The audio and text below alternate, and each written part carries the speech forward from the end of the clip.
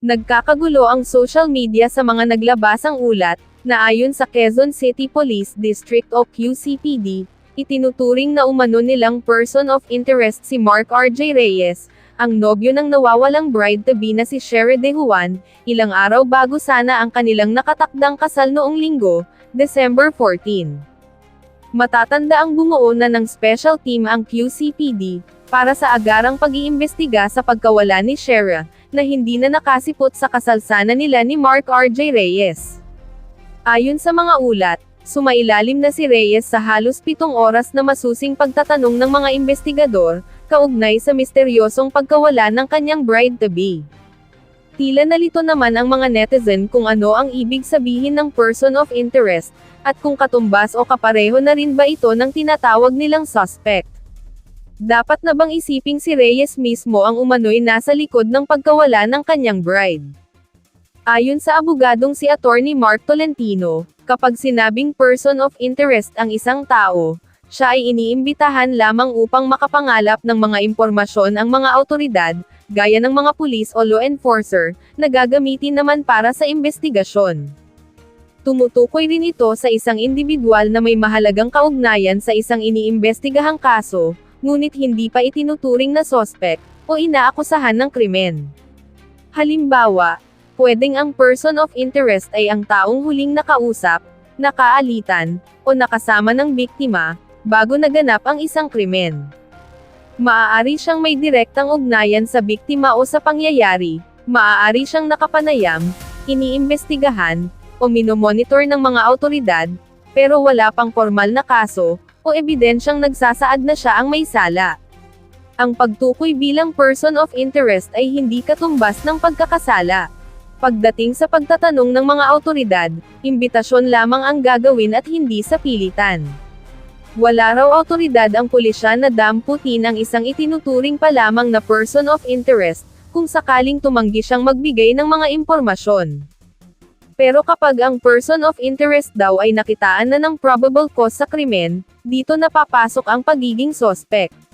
Ibig sabihin, ang person of interest ay pwedeng maging suspect, lalo na kung ang mga ibinibigay niyang impormasyon ay iba, o taliwas sa mga ebidensya o paunang investigasyon dito. Kapag sinabi namang suspect, allegedly, siya ang gumawa o may kinalaman sa krimen. May nakitaan daw kasing probable cause, may dahilan, o hinala na siya ang nasa likod ng isang krimen. Kaya naman, maglalabas ng warrant of arrest laban sa kanya ang korte, para sa isasagawang pagtatanong. Pero kapag ang suspect daw ay napatunayang may sala o convicted, ang itatawag na ay perpetrator. Ibig sabihin, may desisyon na ang korte sa kaso, na ang nabanggit na individual talaga ang nagsagawa ng krimen. Kaya naman, sa eksklusibong panayam kay Mark R.J. Reyes, kung anong saloobin niya tungkol sa pagiging person of interest niya sa kaso, sinabi niyang ayos lamang daw ito sa kanya, para gumulong na ang investigasyon, sa nawawala niyang bride. Okay lang po sakin. Basta gumulong ang investigasyon, at masiguro yung agarang paghahanap po kay mahal, sagot ni Reyes. Nagbigay rin siya ng reaksyon sa mga lumulutang na espekulasyon, na baka isang kaso ng runaway bride ang nangyari. Si Lord na lang po ang bahala sa kanila, ani Mark kaugnay ng mga espekulasyon. Kaming pamilya po ang mas nakakaalam sa nangyayari. Siya ang pinaka-excited sa aming lahat, aniya pa, kaya hindi raw magagawa ng kasintahan, na takbuhan ang kanilang kasal.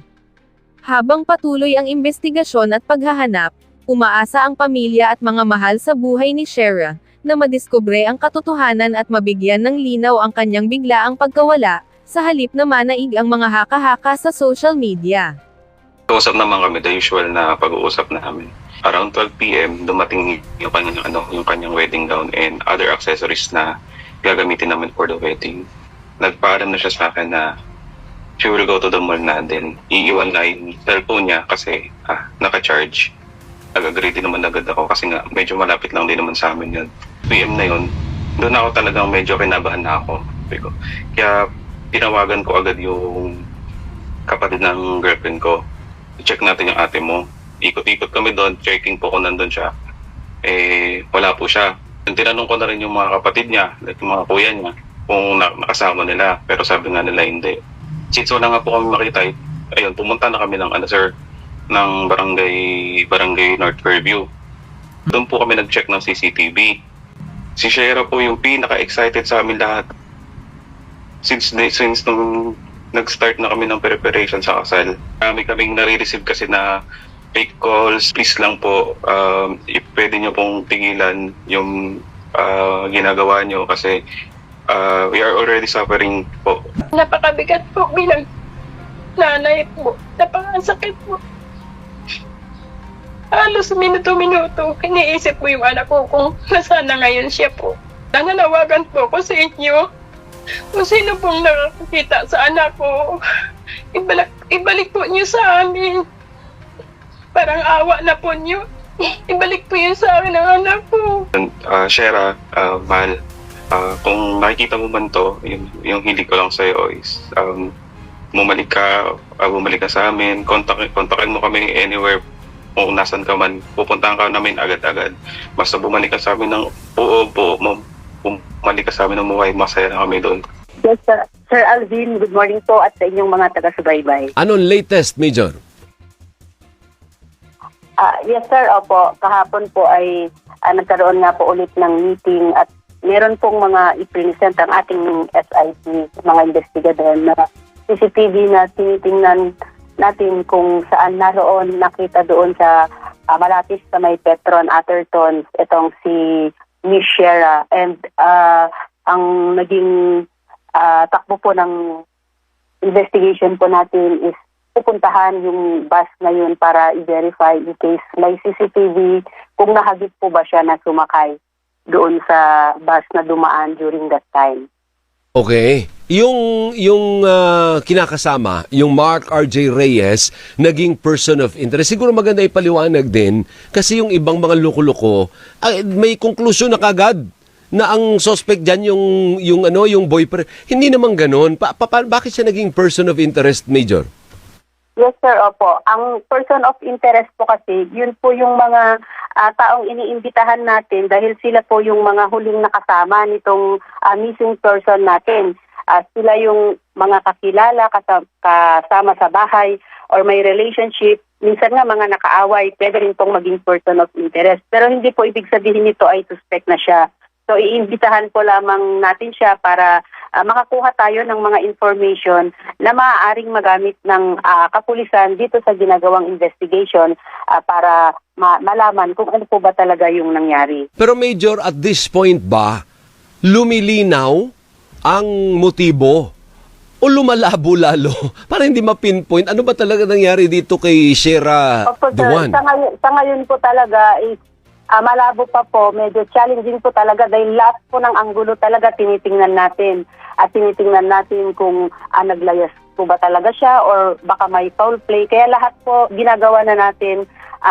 Actually yung ating mga investigador nga po ay nagkaroon na rin ng pagtatanong doon sa lugar niya sa Bohol kung meron ba siya, kung nakita ba na umuwi siya doon. Meron din pong effort ang ating QCPD investigators kung sumakay ba siya, bumiyahe, international or local, pero wala po tayong nakita, wala po tayong na-trace na meron nga pong ganun. So lahat po tinitingnan natin hanggang sa makakuha tayo hopefully ng kung ano man po yung maglilid sa kinaroroonan ni Shera. So in recent days, Major, what have you found out na hindi alam ng madlang people? Usually may istorya yan no, na hindi nalalaman ng general public. May mga maliliit na bagay na maaaring makatulong sa investigasyon. Anong nadiskubre ninyo in recent days tungkol kay Shera De Juan? Kahapon din po, sinubject po natin yung kanyang laptop and cellphone for forensic examination, sir, para makita natin kung ano po yung mga conversations, sino po yung nakausap niya. And yun yung inaantay po natin ang resulta ngayong araw, hopefully lumabas po yun. Oo. Kasi kahit maliit na impormasyon, kaya nga sabi palagi ng mga otoridad sa inyo, kahit ano na pwedeng makatulong, maliit man o malaki, ibigay ninyo. Kasi hindi natin alam, baka yun, para sa atin maliit lang, pero yun pala yung cause, yun pala yung makakapag-lead sa atin para magkaroon ng breakthrough, Major. Yes sir, tama po yan. Kaya hinihikayat namin yung yung publiko po na kung mag-comment po sana yung totoo lang, iwasan po natin mag-share ng kung ano-ano at magbigay ng ating mga opinion na alam nating mas makakadagdag naman po sa burden ng family.